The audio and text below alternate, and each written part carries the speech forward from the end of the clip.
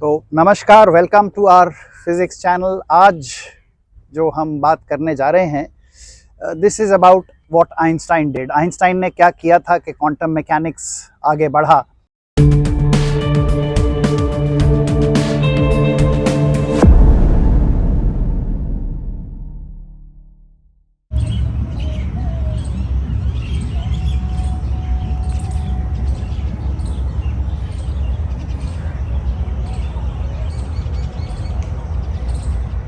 अब देखो, ये जो लेक आपने देखी, इस लेक के अंदर जो पानी है, इसको इमेजिन कर लो कि ये एनर्जी है।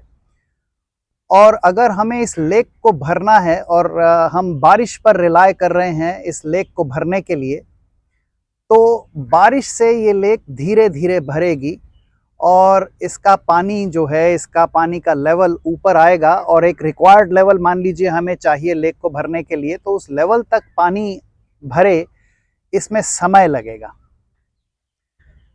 दूसरा तरीका लेक को भरने का ये भी हो सकता है कि हेलीकॉप्टर से हम बड़े बड़े टैंक लेके आए। एक बहुत बड़ा टैंक मान लीजिए, इमेजिन कर लीजिए, एक बहुत बड़ा हेलीकॉप्टर कोई बना सकता है और उसमें 5 मिलियन लीटर पानी एकदम से इसमें ड्रॉप कर दें, तो लेक एकदम से उस लेवल तक आकर भर जाएगी जिस लेवल तक हमें चाहिए।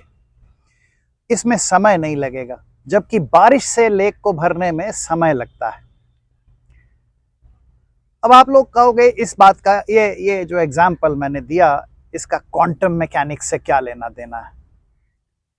तो इसका बहुत गहरा संबंध है क्वांटम मैकेनिक्स से। आइंस्टाइन जब फोटो इलेक्ट्रिक इफेक्ट को एक्सप्लेन करने की कोशिश कर रहे थे, तो उन्होंने ये देखा कि जो इस पे एक्सपेरिमेंट्स की गई हैं, उन एक्सपेरिमेंट्स में एक ऑब्जर्वेशन ये हुई कि जब इलेक्ट्रॉन को लाइट की एनर्जी मिलती है मेटल्स के अंदर, जब लाइट डाली जाती है मेटल्स के सरफेस पर, तो उनमें से इलेक्ट्रॉन्स निकलने लगते हैं और लाइट पड़ते ही इलेक्ट्रॉन्स का निकलना शुरू हो जाता है। इसमें समय बिल्कुल नहीं लगता है। It takes zero amount of time for electrons to start coming out of the metal. तो मेटल के सरफेस से इलेक्ट्रॉन्स बिल्कुल जीरो टाइम में बाहर निकलने लगते हैं। अब ये तो जाहिर सी बात है, इलेक्ट्रॉन को मेटल के सरफेस से बाहर निकलने में कुछ एनर्जी चाहिए होती होगी। वो एनर्जी उसको लाइट से मिलती है। अब लाइट की एनर्जी अगर वेव के फॉर्म में आ रही है, तो इलेक्ट्रॉन को वो एनर्जी प्राप्त करने में समय लगेगा। जैसे बारिश से इस लेक को भरने में समय लगता है, वैसे ही इलेक्ट्रॉन को वो रिक्वायर्ड अमाउंट ऑफ एनर्जी मिलने में कुछ तो टाइम लग जाएगा। अब देखो, इलेक्ट्रॉन को एनर्जी मिलने में टाइम लग जाता है अगर लाइट वेव की तरह एनर्जी दे रही है, मतलब जैसे लेक को बारिश से पानी मिल रहा है।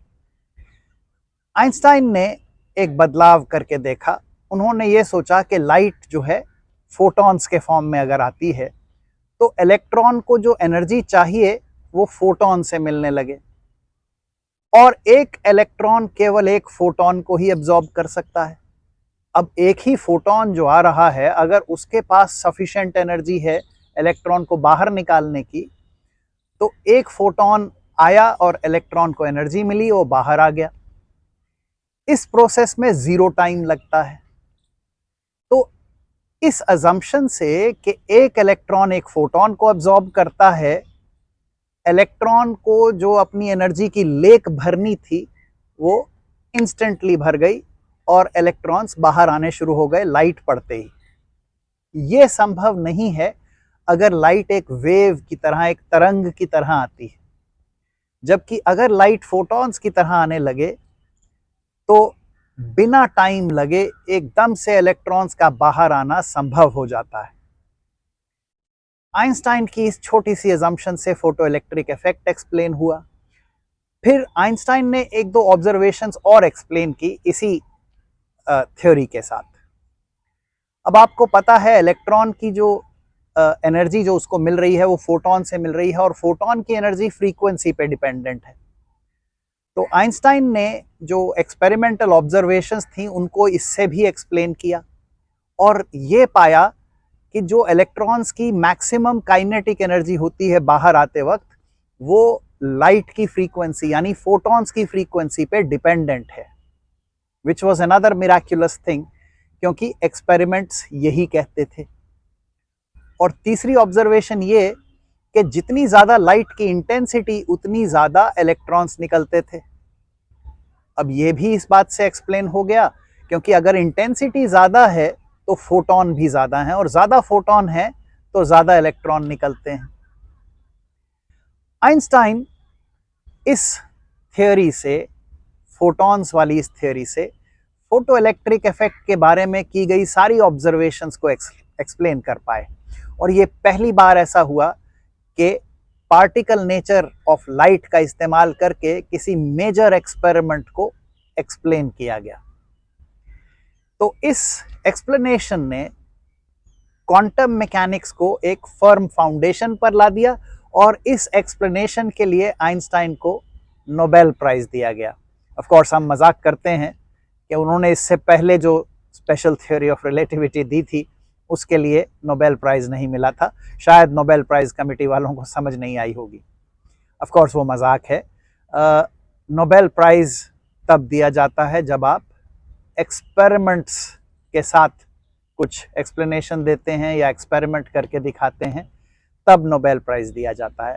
आइंस्टाइन को फोटो इलेक्ट्रिक इफेक्ट के इस एक्सप्लेनेशन के लिए नोबेल प्राइज मिला और क्वांटम मैकेनिक्स आगे बढ़ा।